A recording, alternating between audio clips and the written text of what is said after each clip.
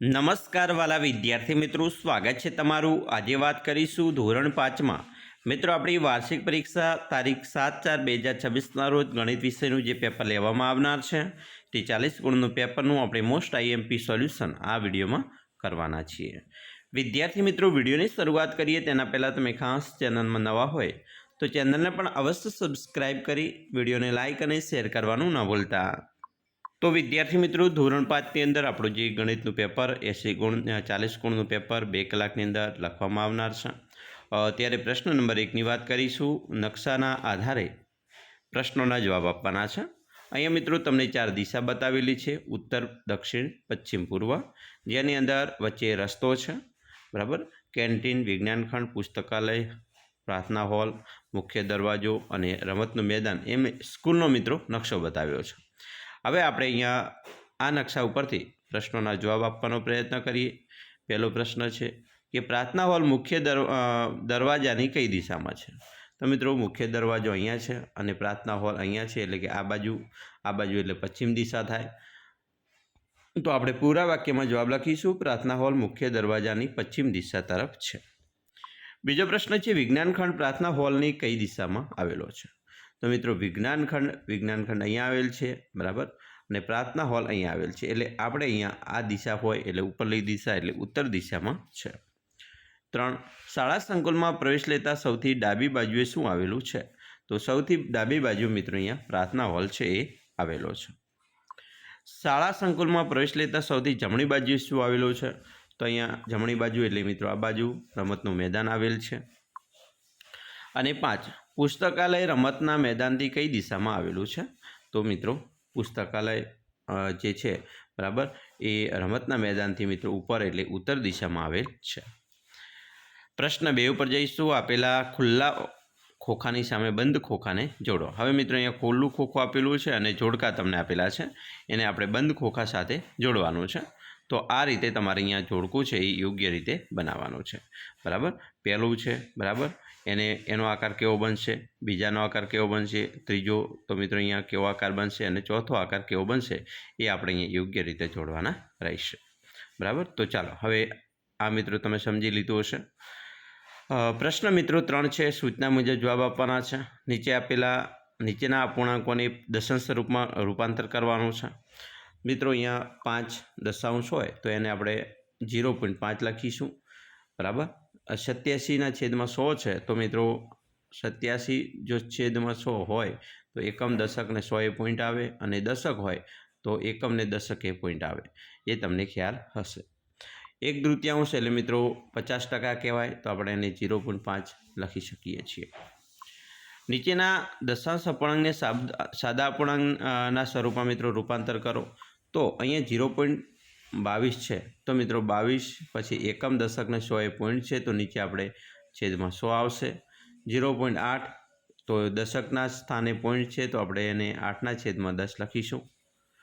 પ્રશ્ન 4, ખાલીજગ્યા પૂર્ણ કરવાની છે। મિત્રો અહીંયા 2 સેમી અને 5 મીમી તો ખાલીજગ્યા સેમી થાય, તો મિત્રો અહીંયા 2 સેમી અને 5 મીમીની વાત હોય તો 2.5 મીમી થશે, બરાબર, 2.5 સેમી। 7 મીમી એટલે મિત્રો 0.7 સેમી। 0.3 સેન્ટીમીટર ખાલીજગ્યા મીમી, તો મિત્રો તેને 3/10 એવું આપણે લખી શકીએ છીએ। ચાલો આગળ જોઈશું।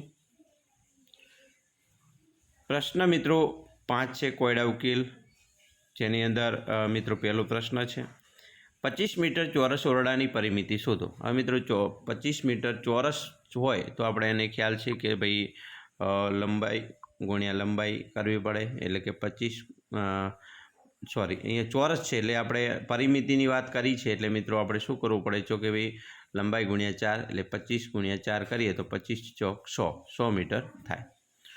એના પછી બીજું છે પર્યાવરણના પાઠ્યપુસ્તકની લંબાઈ 15 સેમી અને પહોળાઈ 10 સેમી છે તો તેનું ક્ષેત્રફળ એટલે મિત્રો લંબાઈ ગુણ્યા પહોળાઈ એટલે કે 15 × 10, 15 × 150 ચોરસ સેન્ટીમીટર આવે। ત્રીજું છે એક ચોરસ બોર્ડની પરિમિતિ મિત્રો 200 સેમી છે તો તેનું ક્ષેત્રફળ કેટલું થાય? તો એક ચોરસ બોર્ડ છે એની પરિમિતિ 200 હોય તો તેનું ક્ષેત્રફળ મિત્રો લંબાઈ ગુણ્યા લંબાઈ, બરાબર, સોરી અહીંયા ક્ષેત્રફળ પરિમિતિની વાત કરી છે એટલે મિત્રો લંબાઈ ગુણ્યા 4 કરીએ એટલે 200 ગુણ્યા 4 2500 થશે, બરાબર। એના પછી આગળ વાત કરીશું। ચોથું છે બાજુમાં આપેલી આકૃતિની પરિમિતિ શોધવાની છે। અહીંયા મિત્રો પરિમિતિ શોધવાની હોય એટલે આપણે દરેકનો સરવાળો કરવો પડે। આ દરેકનો સરવાળો જો આવે તે, બરાબર, તો અહીંયા 13 સેમી આવશે।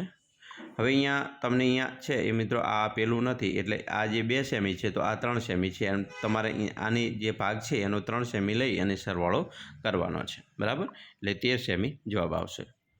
પાંચમો છે એક લંબચોરસ દરવાજાની લંબાઈ 3 મીટર અને પહોળાઈ 2 મીટર હોય તો તેનું દરવાજાનું ક્ષેત્રફળ શોધો। તો મિત્રો 3 મીટર અને 2 મીટર એટલે 3 લંબાઈ ગુણ્યા પહોળાઈ 3 દુ 6 ચોરસ મીટર આવશે। પ્રશ્ન 6 આપેલા સ્તંભ આલેખ પરથી નીચેના પ્રશ્નોના જવાબ આપવાના છે। મિત્રો અહીંયા જાન્યુઆરી અને જૂન એમ 2 આલેખ આપેલા છે, બરાબર। એના આધારે પ્રશ્નોના જવાબ જોઈએ। પહેલું છે જાન્યુઆરી માસમાં કયું ફળ સૌથી મોંઘું છે? તો જાન્યુઆરી માસમાં મિત્રો સફરજન મોંઘું છે 60 રૂપિયે। જૂન માસમાં કયું ફળ સૌથી સસ્તું છે? તો જૂનની અંદર આવશે કેળા।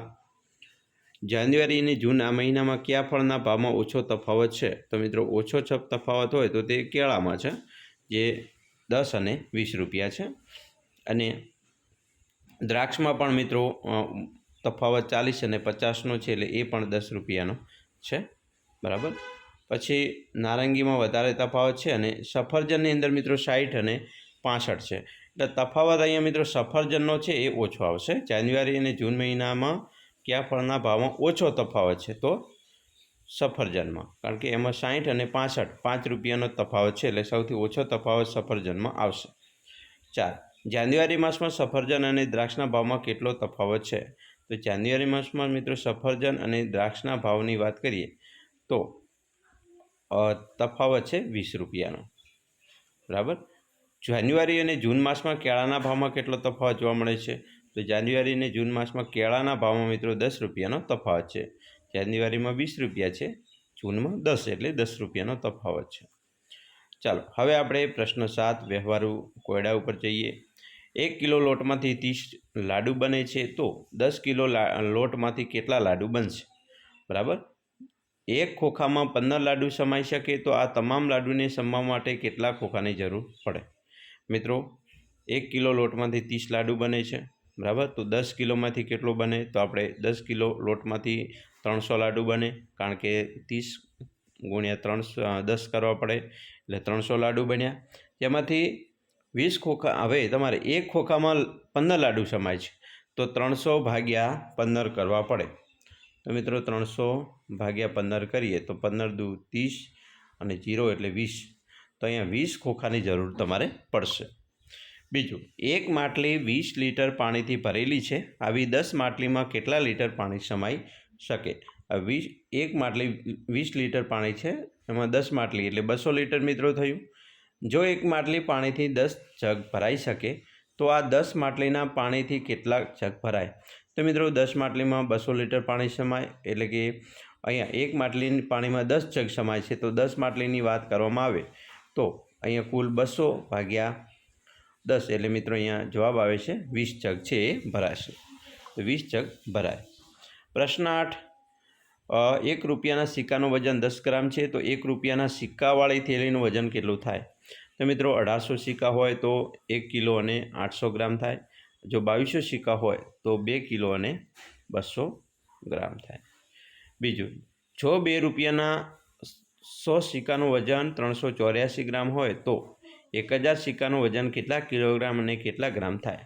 તો મિત્રો 2 રૂપિયાના 100 સિક્કાનું વજન 384 ગ્રામ આપેલું છે, તો 1000 સિક્કાનું વજન આપણે 3 કિલો અને 840 ગ્રામ થશે, જે ગણતરી કરીને આપણે ગણી શકીએ। તો વિદ્યાર્થી મિત્રો, આવી રીતે તમે પણ તમારા જે અલગ અલગ પ્રકારના જે પ્રશ્નો હોય છે, પ્રશ્નપત્રનું સોલ્યુશન હોય છે, તે ઝડપથી આપણી ચેનલની અંદર અલગ અલગ પ્રકારના મૂકેલા છે। તમારી વાર્ષિક પરીક્ષા નજીક છે તો ગુજરાતી છે, ગણિત છે અને બીજા અંગ્રેજી, હિન્દી જે તમારા પ્રશ્નપત્રો આવનાર છે તેનું પણ સોલ્યુશન મિત્રો આપણે મૂકેલ છે, તો ઝડપથી આપણી ચેનલના પ્લેલિસ્ટમાં જઈ અથવા આપણી ચેનલને સર્ચ કરી અને તમે યુટ્યુબની અંદરથી મેળવી શકો છો। તમામ પ્રકારનું તમને સોલ્યુશન મળી જશે। તો ચાલો વિદ્યાર્થી મિત્રો, અમે આશા રાખીએ છીએ તમને આપણો વિડીયો ખૂબ જ ઉપયોગી નીવડશે અને ખાસ વિડીયો ગમે હોય તો લાઇક, શેર અને સબસ્ક્રાઈબ કરવાનું પણ ન ભૂલતા.